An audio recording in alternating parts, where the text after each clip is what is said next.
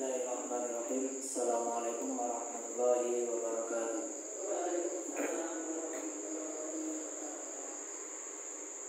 Alhamdulillah, alhamdulillahirabbil alamin. Wa bihi nasta'inu ala umuri dunya waddin. Wassalatu wassalamu ala asyrofil anbiya'i wal mursalin sayyidina wa maulana Muhammadin wa ala alihi wa sahbihi rasulillahi ajma'in. Amma ba'd. Yang terhormat Bapak-bapak, Ibu-ibu, jamaah Masjid Miftahul Iman yang insya Allah kita semua dirahmati Allah Subhanahu wa Ta'ala pada kesempatan malam hari ini. Puji syukur kepada Allah Subhanahu wa Ta'ala yang mana telah melimpahkan rahmat dan hidayahnya kepada kita semua berupa kesehatan jasmani dan rohani, sehingga kita dapat berkumpul di Masjid Miftahul Iman ini dengan keadaan sehat walafiat. Amin Allahumma amin. Shalawat serta salam tidak lupa kita junjungkan kepada Nabi kita Nabi besar Muhammad sallallahu alaihi wasallam beserta keluarga, sahabat dan umatnya yang insya Allah kita semua termasuk golongan umatnya hingga akhir zaman nanti, dan mudah-mudahan kita semua yang hadir pada malam hari ini mendapat syafaat beliau di yaumil akhir kelak. Amin Allahumma amin. Salat jenibur, kita kemarin libur Pak.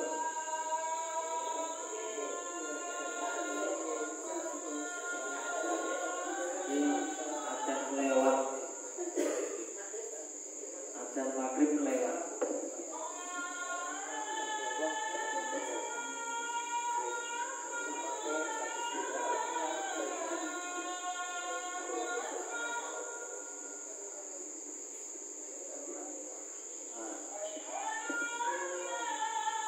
Kalau ini minggu ini kan libur, terus minggu sakderenge pun ngantos dugi bab tentang talqin mayit. Gini apa betul? Terus apa? Sikile ora. Enten beberapa hadis tapi benten-benten tapi maksudnya sama. Maka akhirul kalami la ilaha illallah dakhala jannah. Itu hadis lain. Kemudian yang kemudian hadis lain maqala la ilaha illallah dakhala jannah. Berarti makana akhirul kalami, akhir kalami, terakhir ucapannya ketika orang yang beriman itu meninggal wafat, yaitu yang kalimat yang terucap adalah la ilaha illallah. Ada dua hadis ini, tapi maknanya sama, tujuannya sama, hanya periwayatannya beda. Nah, sejatinya pada malam hari ini, meskipun kemarin libur karena faktor, gitu, faktor. Kalau pulau bahali kali bahasa ibu-ibu namun mbak sisur, dia pray di sana. Rakyat mau, tetapi yang tidak berangkat ataupun yang berangkat tetap asal pahalanya. Karena selama kita niat setiap Jumat mau berangkat tapi ada terkendala, tetap enten pahala. Jadi ojo berkecil hati, tetap enten pahala. Sejatinya seperti itu. Karena orang yang beriman itu pasti banyak ingin memperbanyak amal soleh.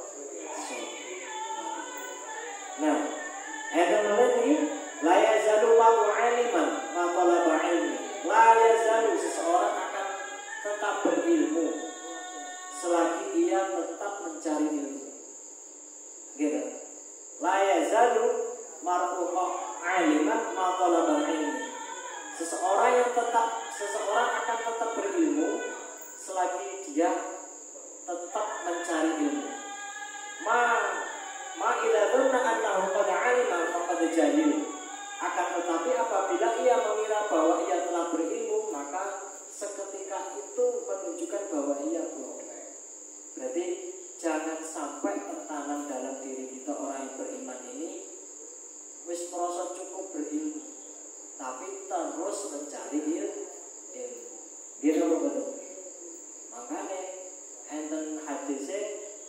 hulumul aini minal mahdi ilal lahdi. Mulai lahir sampai ke liang lahir, tua, enom, cilik, gede, gitu betul. Karena itu pada dasarnya orang yang beriman mencari terus ilmu agama, gamel bekal. Ilmu dunia wae kudu duwe ilmu dagang wae duwe kudu Mas. Ilmu bisnis kudu duwe lah Mas. Kudu duwe. Mas boleh coba. Seandainya ra duwe ilmu bisnis lan ilmu dagang, tekor terus apa untung terus. Nah, intinya pada diri kita tanamkan. Terus kehadiran kita, kajian kita setiap minggu itu menuntut ilmu. Selain menuntut ilmu ya boleh pahala. Ngumpul ke amal soleh seadanya. Ning sing penting tambah wawasan, tambah ilmu bukan berarti mengakibatkan kita untuk menjadi sombong. Karena ilmu niku seandainya kita merasa wis duwe ilmu nih, ya seketika itu kita menjadi orang yang bodoh. Kalau lanjutakan nggih menika masalah yang ke-12 tentang amal orang hidup untuk orang yang sudah wafat. Nah, coba menurut jenengan terus pundi amal orang hidup untuk orang yang sudah wafat. Maksudnya kados kita ini tesih urip damel yang sudah meninggal. Misalnya almarhum Bari Pahit atau sing nituli-nipun. Terus pundi ngamali?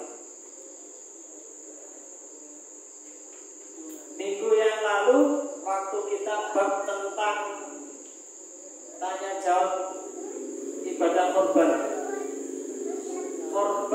untuk ahli mayit. Saya imut ngomong bahasa. Nah, kalau paringi wawasan sekiranya mudah kita paham.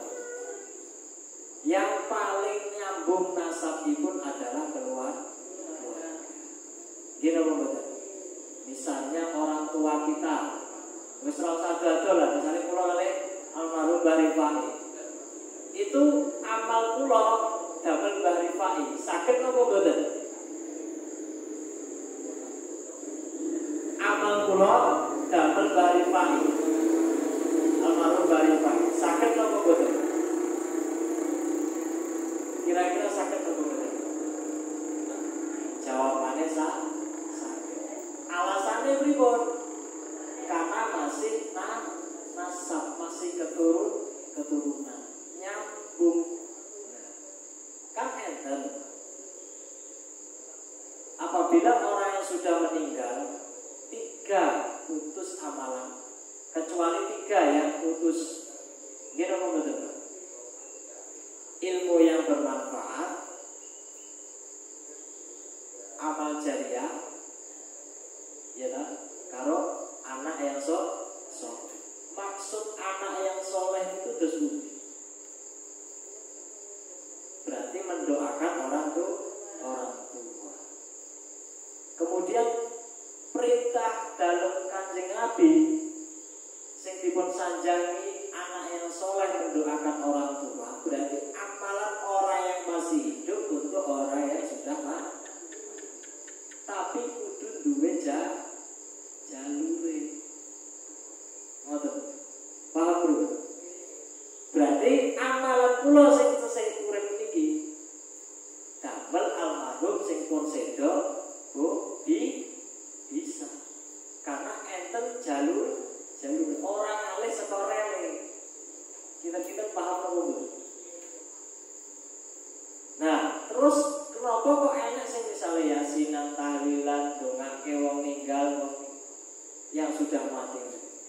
Pada saat kita takziah, doanya terus memohon ampun kepada memohonkan ampun terhadap si mayit.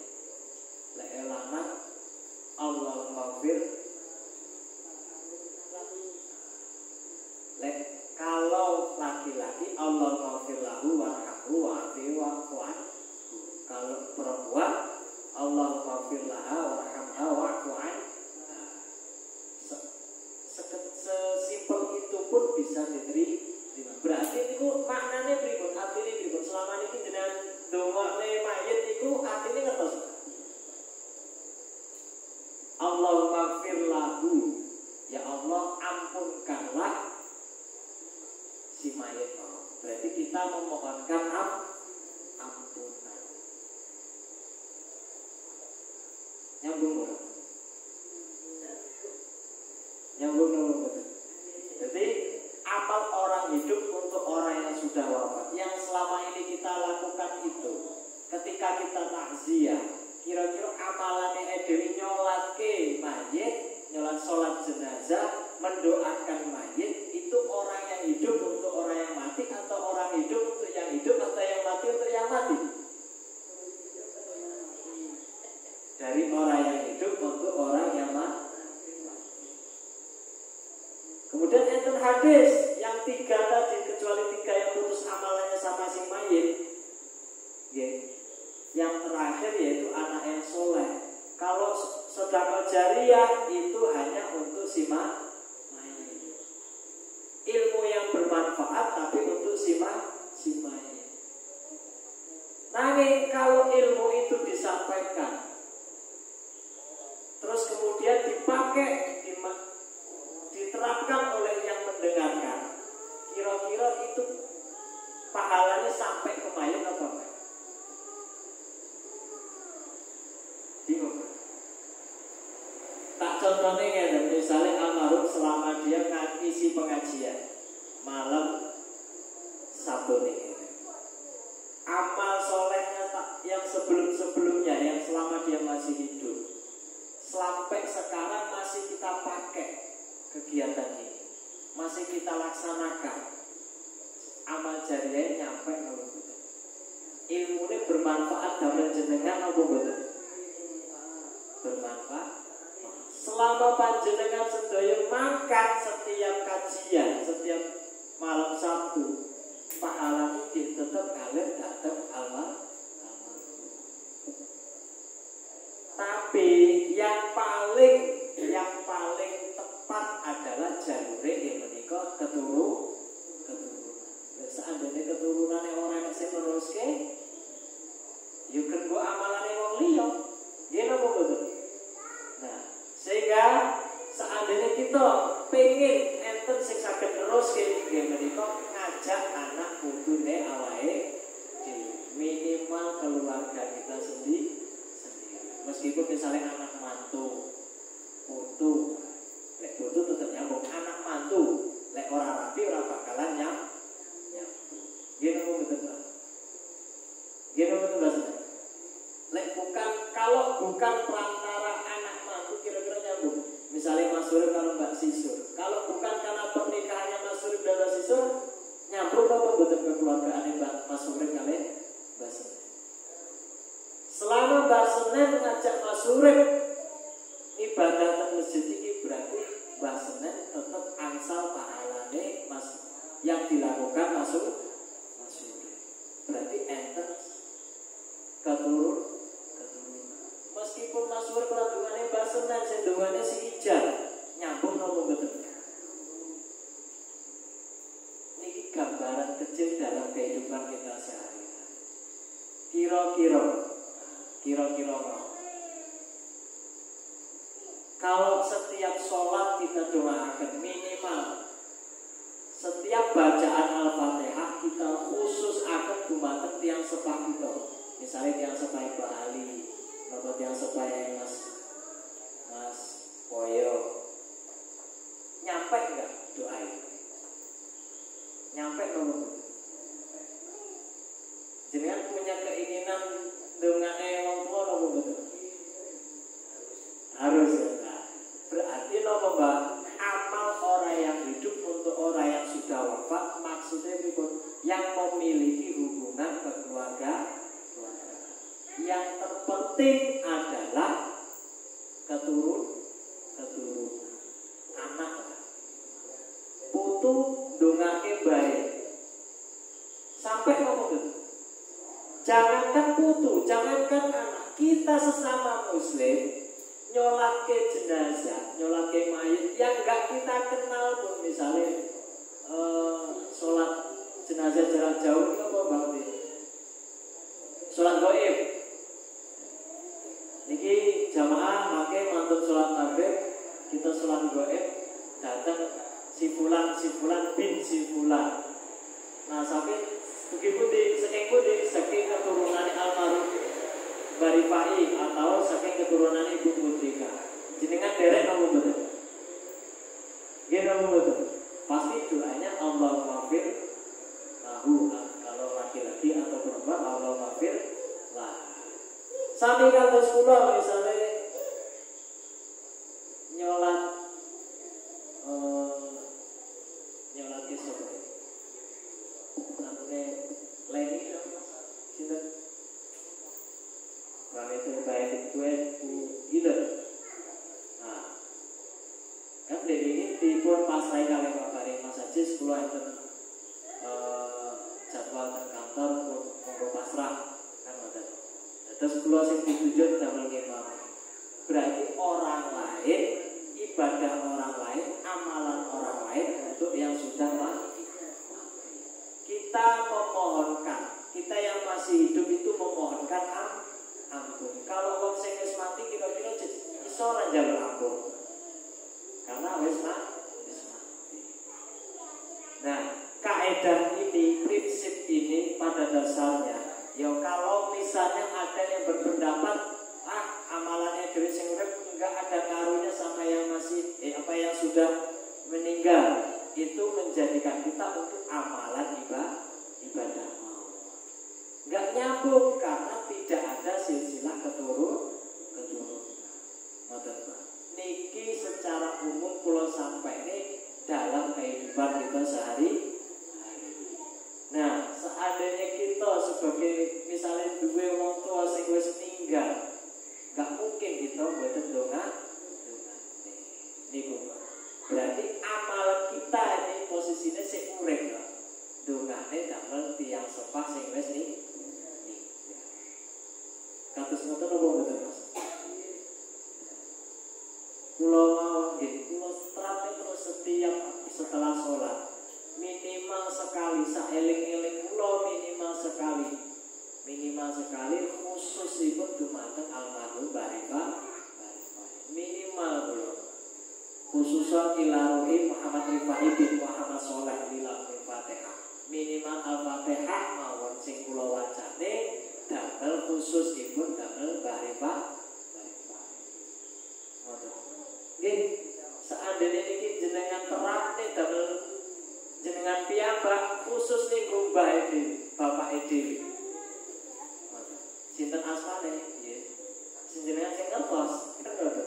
Misale Mas Boyo, bapake sinten, bae sinten, mamake sinten. Khususan ilaruhi, khusus kepada ruhnya si bulan bin si bulan. Kira-kira kados ngoten seneng apa mboten?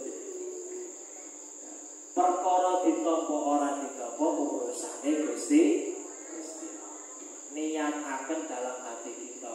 Apapun yang kita lakukan, yang jelas tetap duwe amal ibadah. Perkara ora ditampa ya urusane Gusti Allah. Ora ditampa dhewe kecatet ngamal maca apa? Al-Fatihah.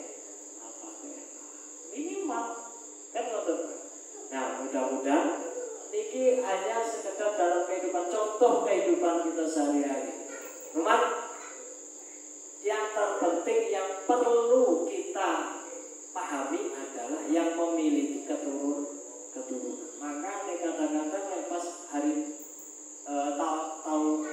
takziah pertama, hari pertama, takziah hari kedua, takziah hari ketiga. Kalau misalnya enten sing nyuwun ke terus ngene balik ke bahasa Korea, nyuwun ke mimpin Yasin Talim, itu yang paling terpenting adalah kudu melu sing duwe silsilah keturunan.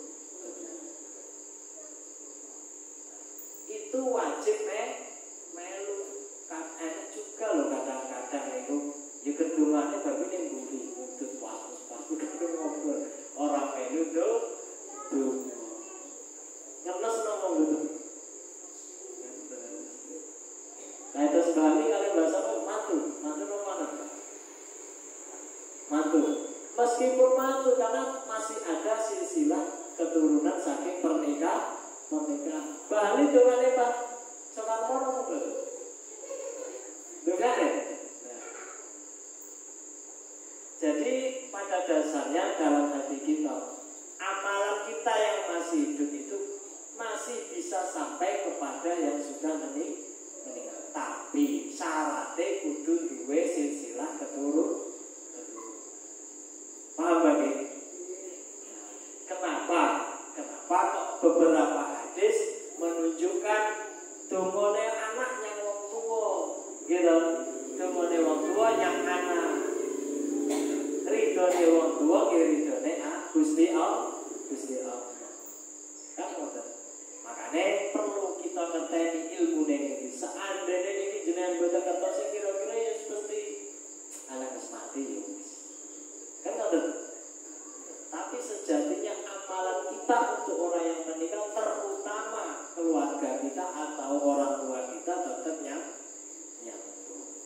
nah, niki enten beberapa contoh. Misalnya haji, ibadah haji, syaratnya kalau si mayit tadi mau wasiat,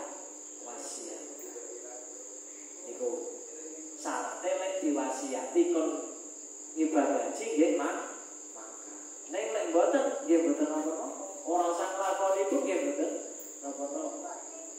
Seandainya almarhum riyen mboten ngamanahne kula ken ngajeke ibadah ke haji gitu. Sedangkan kula piyambak dereng haji misalnya. Kira-kira kepiye sing dilakoni? Keputusannya terus putih. Ya keputusannya haji saya dulu, baru menghajikan Allah. Niku cara misalnya Mbak Ali, biar dipesani ora ibadah haji nih, kan ada. Misalnya Mbak Senen, dipesani nopo boten hajine wong tuane. Lek boten dipesan. Lek kalau tidak ada pesan, boten enten wasiat, maka tidak perlu melakukan. Tapi kalau ada wasiat, tengok dulu diri kita sudah melaksanakan apa belum. Kalau belum berarti diri kita lakukan dulu sekalian melaksanakan amal.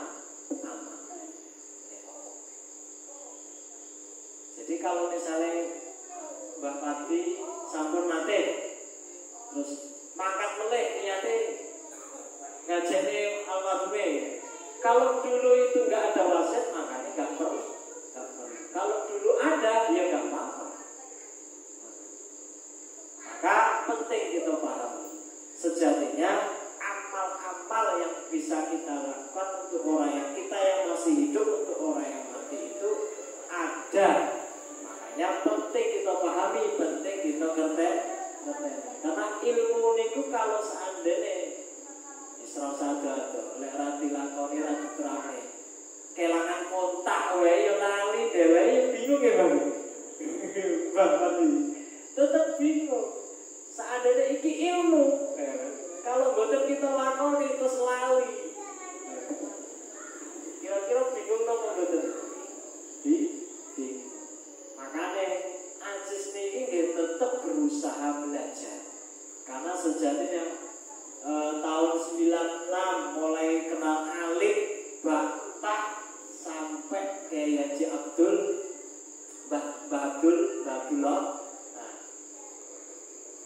kemudian diterus ke kali Imam Surawati, Mbak Haji Imam Surawati sak terusin sampai saiki pun kalau boten kula ulang ya lah. Nggih napa boten? Lah. Jangankan mau Al-Fatihah wae iso plitot-plitot kelalen lek gak pernah dilafaz. Sejatinya kados ngoten Mbak, amal untuk orang yang masih hidup kepada orang yang sudah meninggal tetap bisa dilakukan. Niki ilmunya Mas. Jadi syaratnya adalah masih memiliki keturunan. Untuk orang lain, nggih monggo, lek jenengan pengin dongane wong liya nggih monggo. Perkara ditampa ora ditampa urusane Gusti. Nek ditampa berarti dhewe itu pahala dobel. Kalau enggak ditampa jadi catatan amal Mudah-mudahan contoh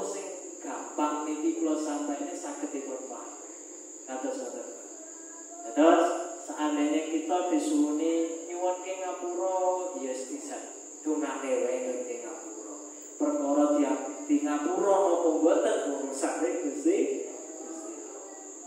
Jaluk ngapurane awake dhewe sik, dosane awake dhewe dhisik baru ndongake sepurane ahli wae. Kados ngoten.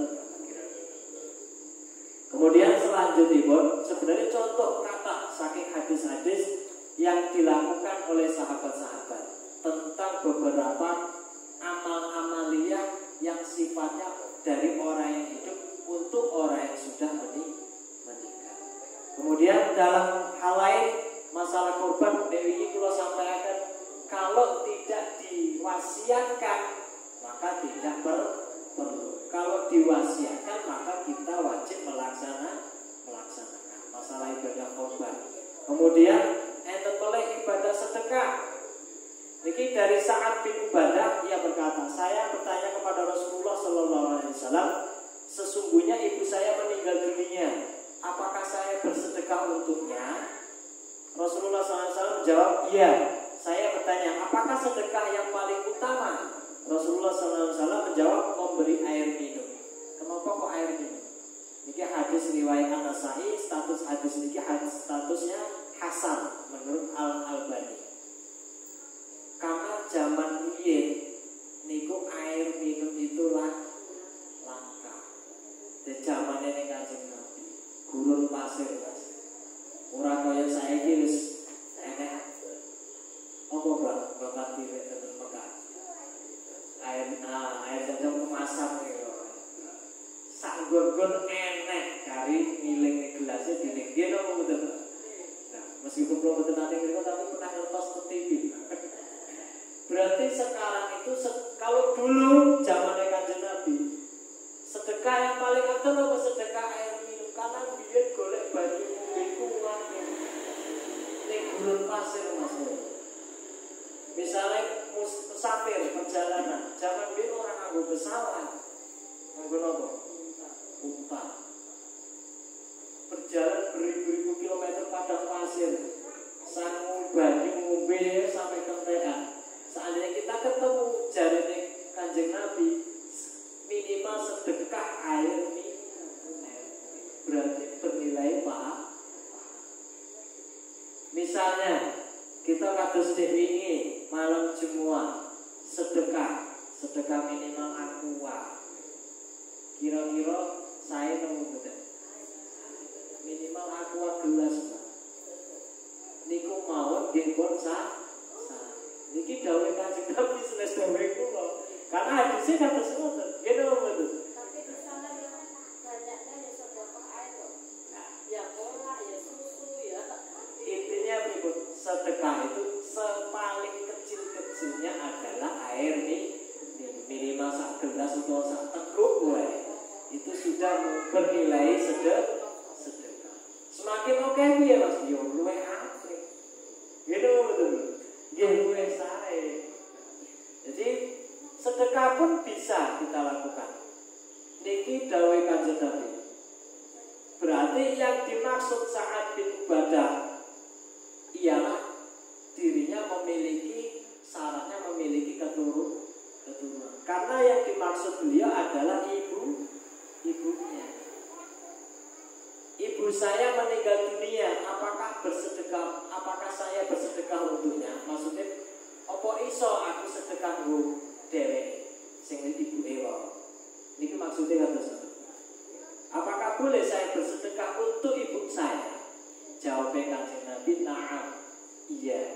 Saya bertanya, apakah sedekah yang paling utama? Yang paling utama, jawabnya Kanjeng Nabi ketika memberi air minum. Pada saat itu air minum yang paling sulit. Saat ini sedekah yang paling utama apa Mas? Apa Mas? Gue kabeh kok butuh tidak usah kita lihat, tidak usah kita pandang nilainya, niat akan sedekah. Misalnya Mbak Ali baru besok kolak, adem-adem kayak kolak, ngitik-ngitik udan-udan gawa payung terkini Mbak Manto. Mbak Manto orang piring siji-siji kalau sikit, jadi tetap bernilai sedekah. Gak harus bawa apa gelas kali. Tuku sik yang mas manto 500 perak. Gak perlu. Apapun yang Mbah Ali punyai, jenengan niat akan sedekah. Jadi tetap bernilai pahala. Kan terus keto. Misalnya keluarga kita, mbah kita atau orang tua yang dhewe wis tinggal, dari hasil kumpulan uangnya, terus setelah selesai itu dipakai urusan kepentingan keperluan, masih bersisa, terus kita sedekahnya ke masjid, infaknya ke masjid, angsal apa enggak? Perkara ditopo ora ditopo urusane Gusti. Sing duwe nasab yang memiliki keturunan niat memiliki sedekah almarhum nyuwun ditampi, mugi-mugi saged dipun ampuni, dipun tampi amal ibadah selama isih sugeng resik. Ini nomor betul. Karena aku wis bolak-balik wis sering ngomong Mas nitip niki damel masjid ngandam saking almarhum. Nah, nggih kula jawab mugi-mugi saged ditampi. Niki kula tampi, niki kula dongane dadosne jembare minimal meringankan dosane, ngurangi dosane, ngeringanke siksaane kudu. Nah, ibadah haji, ibadah korban, sedekah, banyak loh contoh-contoh yang bisa kita lakukan. Yang kita yang masih hidup untuk orang yang sudah meninggal. Syaratnya berapa? Syaratnya yang paling afdol, yang paling utama adalah keturunan. Misalnya pulau gowong liya dibiogasanmu, basokanmu misalnya. Sakit apa betul? Sakit karena sesama muslim. Nek kuburan kono iku, Mbak. Wong sesama muslim ku rebutan. Sing doane piye? Wal muslimin wal muslimin. Jadi wong muslim wong muslimat sak donya. Jenengan donga ngoten niku, Mbak. Iku ya ditiru digoleki karo wong muslim liya. Nggih napa? Insyaallah. Yakin mawon kalih Gusti Allah. Karena niku sejatine wong muslim sesama muslim tidak beriman apabila tidak mencintai sesama muslim. Hadise wae koyo ngono. Mosok ndongane wong sesama muslim ora ge. Nek lek beda jalure, misale non muslim ning boten orangnya jalur tole pun benten melih rasane. Kudune ning tol kanan tapi dene jalure tole dadi ngiwo. Mudah-mudahan contoh-contoh niki saged kita pahami bahwasanya amalan kita yang masih hidup itu bisa bermanfaat untuk orang yang sudah meninggal. Gak usah ada contohnya. Wong kita takziah nyolat jenazah mawon nggih doa kita memohonkan ampun. Apa boleh hadis tentang anak soleh. Dongane wong tuwa kira-kira luwih kuat apa mboten? Kuat. Balik-balik ning awake dhewe. Monggo sing sampun ngertos ilmune, sing paling penting adalah wong tuane awake dhewe. Walaupun Mbah Ali tetep duwe to, Mbah, bapake. Tiang sekarang tetep duwe to. Orang mungkin ketika Mbah Ali metu nek rasa wong tuwa. Gitu betul, Mbah. Nah, ngono wae. Apa meneh kula urung tuwek. Gitu betul. Derek sepuh mesti kudu ndongane wong tuwa. Kok giliran kula pun sepuh sapa sing ndongane? Ya anak kula. Gitu betul. Mudah-mudahan saged dipahami, Mbak. Jamaah masjid di Toleman insyaallah dimuliakan Allah Subhanahu wa taala. Mudah-mudahan contoh niku wau seketik contoh yang kula sampaikan, kula uraikan saged mendapat wawasan. Nambahke wawasan, nambahke ilmu, nambah kemantepan dalam ngamal dalam beribadah, terutama karena ibadah itu ada ibadah mahdhah, ada juga ibadah ghairu mahdhah. Ibadah mahdhah itu hanya hamba kepada Allah. Ghairu mahdhah itu untuk kita kepada yang lain. Contohnya gampangnya ngomong hablum minanas, hubungan sesama manusia, saling doa. Ad-du'a silahul mu'min. Doa itu senjata utamane wong sing beriman. Kira-kira kula dongane Mbah Ali sehat terus oleh. Kula dongane Mas Moyo sehat terus, oke rezekine lancar. Oleh. Jenengan amini nopo mboten? Jadi ad-du'a silahul mu'min. Doa itu senjata utamanya orang mukmin. Gini betul. Kayak misalnya awake dhewe lagi ketiban loro jenengan donga napa betul? Ketiban utang, susah, donga napa betul? Kesulitan tetap doa. Misalnya dikai rezeki ketiban rezeki, donga napa betul? Donga bersyukur. Berarti senjatane wong beriman itu doa.